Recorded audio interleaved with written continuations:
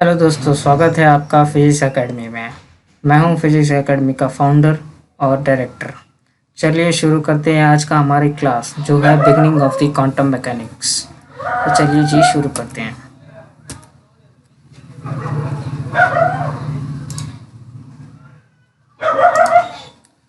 The introduction to the quantum mechanics. The introduction of the quantum mechanics were promoted by the failure of the classical mechanics in various microphysical systems.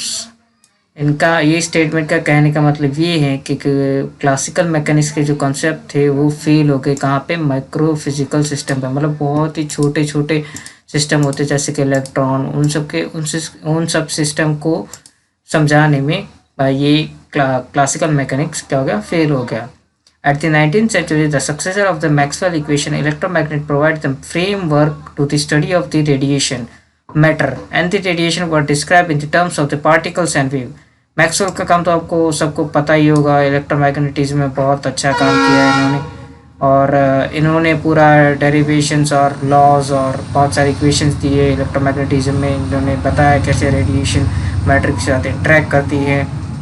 After that, the interaction between the radiation and matter was well explained by the thermodynamics.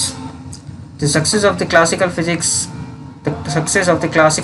classical mechanics, classical theory of electromagnetism, and electrothermodynamics made people believe that the ultimate explanation of the nature has been achieved.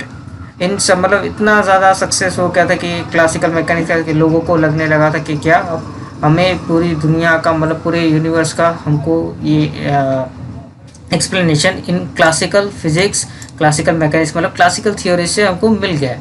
पर ऐसा तो था नहीं, कुछ तो ऐसा हुआ था कहाँ पे जहाँ पे कहीं फेल हो गए थे, और वहाँ पे हमको ज़रूरत पड़ी थी किसकी? क्वांटम मैकेनिक्स की।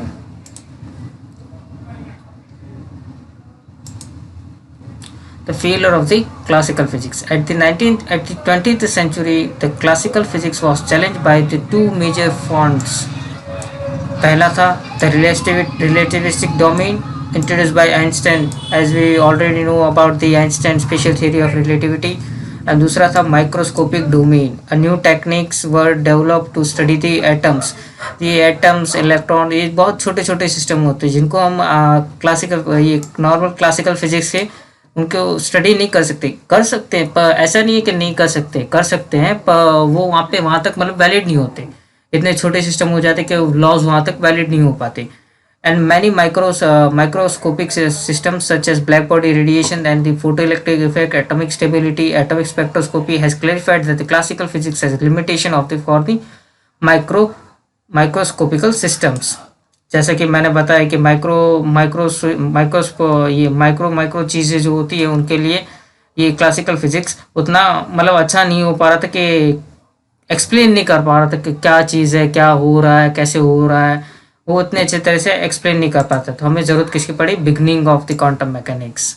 यहाँ से शुरुआत होती है क्वांटम मैकेनिक्स की।